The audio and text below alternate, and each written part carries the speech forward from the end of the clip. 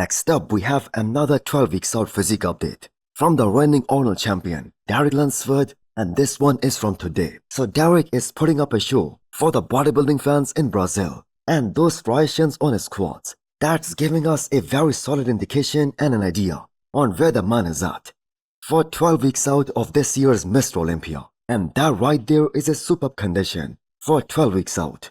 So he's actually in a great position, and keep in mind, he was criticized and people even gave the verdict that his upper half has gotten so big that he's gonna struggle a lot bringing up his legs to match up to his humongous upper body, especially looking at his Olympia package from last year. And it just took him a few more months to address that issue.